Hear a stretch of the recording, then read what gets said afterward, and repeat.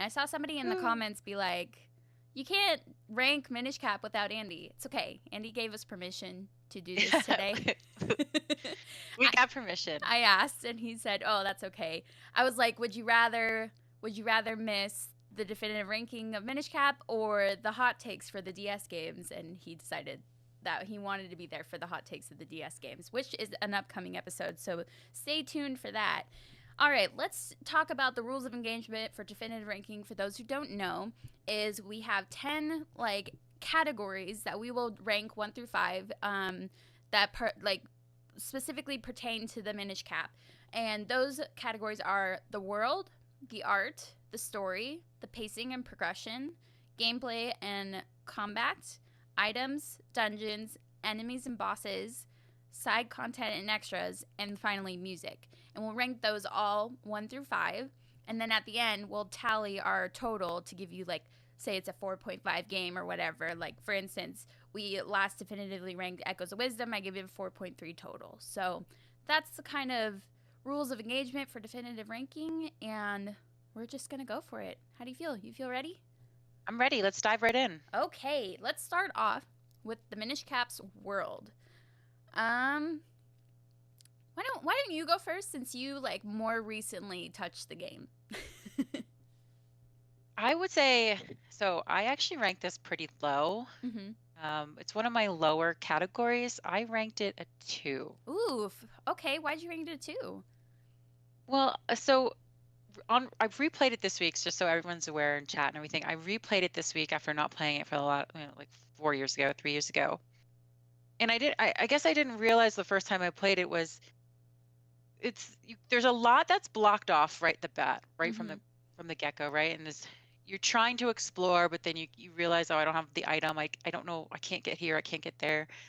And so it just like kind of made me feel like, even when I got the items later on, I just was like, I have to remember where all those locations were that I couldn't get to earlier, and I just didn't want to go back. So it kind of inhibited me from Mm-hmm. exploring the world later on. Yeah. I don't know. That's just what I thought. I did like, I love seeing like the Minish, is it the village, the little Minish village, and I did like the Hyrule town. Mm-hmm. I think the Hyrule town was very populated for a Hyrule town, even more than we see in a lot of other games. So I did enjoy that, but for the most part, it was just okay to me. I feel like I can understand where you're coming from. I would like probably pose the argument that it is kind of a game from 2004, 2005, and we didn't have like a lot of open world opportunity at the time. So it's easy to say like, yeah, we're used to the open world and being able to explore. So it is kind of tough to go back to one of these older Zelda games and be a little bit more cut off and like have the path be like a little bit more forced upon us. I personally think that's okay because that's just kind of how it's always been. Yep. And even if we had a Zelda game like come up with that in the future, like even with Echoes of Wisdom, yes, there was the ability to explore, but like the path to the dungeons and the linearity of the story was a little bit more structured, which I really like. I would say for the world as a whole, I'll probably give it a 4 just because it has some like unique characteristics, like the Minish were introduced in this game. They have different regional Minish, which was pretty cool. I really like that. I just feel like it's a little bit more unique than what we've seen in Zelda games prior to this, and even like what we've seen, post this. I like that you seem to be like well known to most of like who's going on in Hyrule Town and Hyrule Castle because Link is friends with Zelda. So I feel like the world is a little bit I don't know, like familiar to you versus like, you think of Echoes of Wisdom and nobody knows who Link is, but everybody knows no, that's not true. Not everybody knows who Zelda the princess is either. So it's a little bit more like unfamiliar, whereas this feels a little bit more familiar. I like the different like regions. There's a swamp. There's also this like total sky region that we haven't really experienced, I don't think, up until this point in the Zelda series. Hyrule Castle at the end is very interesting. I can't think of what like the graveyard area is called. Sorry about that, Royal something. Andy would just be like eating me alive right now if he were here. But I think just because like there's so much whimsy to this world, I will give it. Did I say a 3 or a 4 initially? You said a 4. Yeah, I think wrote I'm it gonna down. give it a 4. I was like, did I say 3? That's bad. I wanted 4. It's the Royal Valley, by the way. I Royal looked it up Valley, real thank quick. you. Yes. Yeah, so I think the world it's definitely unique and it like fits the charm of this game very well. Yeah, I agree. Yeah. I think I'm actually going to change mine to a 3. I think you Okay, convinced yes. me. I love doing that in these episodes with like Andy and like sometimes we talk each other up or down a little bit. Yeah. So, yay, we got a 3 from Jules. Okay. Yay. All right, let's go to art. I think Art style. I'll start on this one. Okay. I'm going to give this one like a 4 too, just because the charm of it is like so special to the Zelda series. I feel like you think of other games that have a lot of charm, like Link's Awakening 2019, Echoes of Wisdom, and they just have these like cute little cozy like vibes. But so does Minish Cap, and Minish Cap is kind of like the OG there. I think the only reason I'm not giving it a 5 is because a lot of the stuff that you get in the Minish Cap is a little bit recycled. Like the king is the same, you know, some of the characters look the same as like Wind Waker characters, and yeah, sure, the art is a little bit different from that, but it's very similar. Like it's a little too similar for me, so I think that's the only reason it's not a total 5. But like the color scheme too is really nice in this game. Like the purple of the Royal Valley is really cool, and then like the deep wood colors are like super kind of spooky and eerie, and I love it. And then you get into the Minish village and it's so cute and just tiny and charming. Like charming is the word that we often use for Minish Cap, so that's what I'm going to use for the art style as well. Yeah, I agree. I also gave it a 4. Basically what you all said. I really liked the bright, vibrant colors. I thought it was very whimsical. The areas were very distinct by the colors. I liked the character designs. I kind of agree that some of the stuff was recycled, but some of it was not. So, yeah, I agree. Number 4 for me as well. Perfect. So we got, for me, 4 for world, 4 for art, and for you, we got 3 for world and 4 for art. So that's doing pretty good so far. That's pretty good. All right, moving on to story. I'll punt this one off to you to start. Okay, so for story, I gave it a 3. Mm-hmm. I thought the story was nice. I thought that it carried along throughout the game pretty well. But I would say compared to other Zelda games, it didn't immediately enthrall me or excite me as much as other Zelda games. So that's why I think I just went with a 3 kind of in the middle. Mm-hmm. Yeah, I think that's, I mean, what did you think? I'm going to say, I think I'm going to say, I'm oscillating between a 4 and a 5 because oh wow, okay. So I was thinking about what I ranked like Echoes of Wisdom. I think I gave it a 4 because even though it wasn't like the most like in-depth story, I felt like that was fine for the game that we received.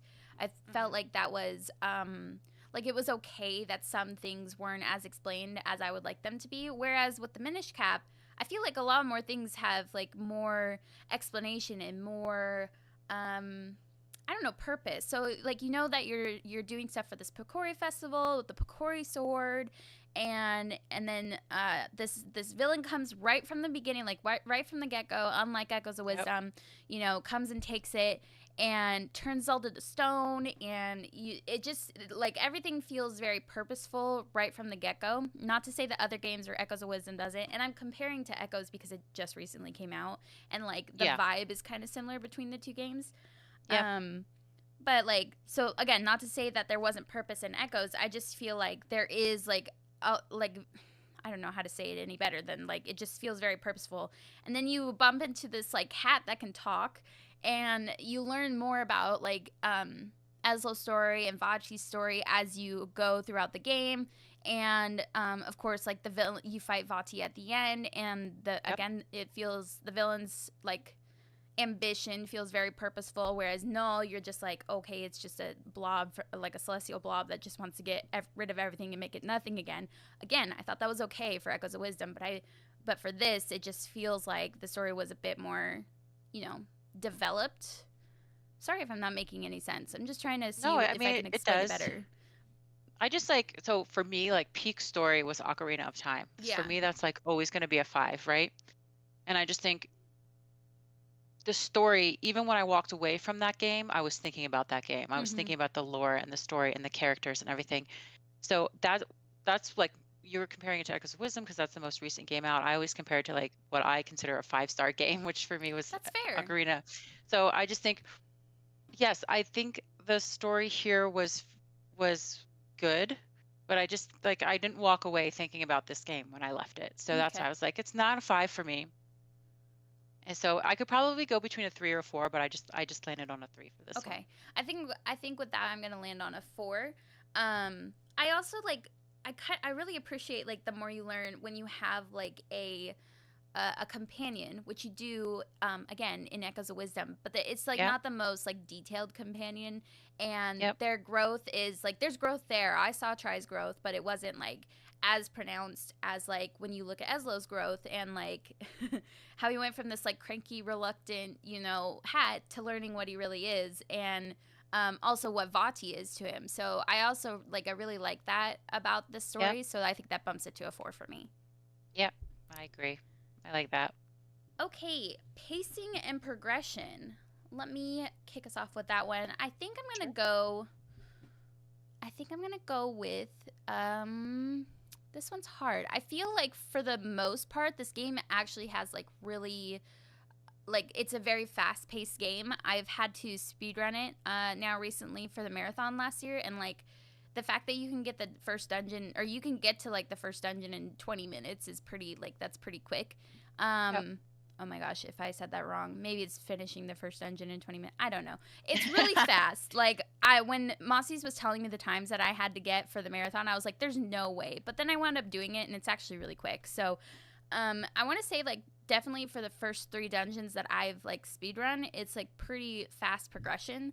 I want to say like the story is pretty quick too. I'm trying to remember like when I played it 2 years ago if I ever felt like any part of it was a slog, and I'd probably say maybe the temple that's like in the clouds. Again, I can't think of the name. So sorry. If Andy were here, he would tell me. Is a little bit long, and maybe even Hyrule Castle's a little bit long. So I would probably bump it down to a 3. I think it's like really quick pace, but there's some spots that feel a little bit sloggy to me. So I might say 3. Were you thinking of the Palace of the Winds? Yes, The thank one, you. the one you said in the sky? Yeah. Mm-hmm. So I also gave it a 3. I agree with everything you said about the first few dungeons. And when I was playing through the dungeons, I just because I'm so used to Zelda like puzzles, and so it was pretty quick to get through some of the dungeons. I didn't really have to look a lot of it up, so for me it was a pretty quick run through. Mm-hmm. There was just certain things like maybe puzzles to get into certain dungeons or puzzles to get certain items that felt like a slog to me. Uh-huh. And the first thing that comes to mind is obtaining the flippers Mm. with the books Yeah. and having to do all the little mini quests to get all the books to the library. And then, yeah, I was like, okay, this is taking a little bit longer than I probably would have liked. Mm-hmm. And so those little things just bumped it down to a 3 for me. But Okay. yeah, I think that's fair. Sometimes when it comes to those like those tasks that you have to get done before you can get to a new dungeon, sometimes they're fun. But sometimes they like really overstay their welcome. I think of yeah, like Twilight Princess with the owl statues. I think of yes, Skyward Sword with the desert. Like a lot of the desert feels really excessive to me before Lunae Remining Facility. So yep, sometimes like it's fun, but sometimes it's just like, okay, I just really want to get to the dungeon, or I really want to progress the story of this game, but I'm kind of stuck in this like chore that I have to do. So, yep, and I guess I just didn't remember like a lot of the quote unquote chores that you do in Minish Cap. So thanks for reminding me yeah, of that. I think I'm gonna stick with my 3 because of that. But like, it's crazy like how quick paced like a lot of the game is, but there is some like standstill moments. exactly. That's what I'm saying. That's why the pacing can be off in some places. So that's why I was like, okay, it's not quite smooth. So Mm-hmm. I'm just gonna stick with a 3. Yeah. Hey everyone! If you enjoyed this clip and want to see more of the Zelda Cast, make sure to head over to your favorite podcast platform of choice and subscribe There are over 200 episodes in the vault that will provide you with hundreds of hours of Zelda content for you to enjoy. You can listen to us when you're on a walk, fighting Ganon, trying to sleep, whatever. And if you want to see these shows as they happen, make sure to head over to twitch.tv/the Zelda Cast, where you can watch our beautiful faces talk about Zelda every single week. Don't miss out, and we'll see you next time.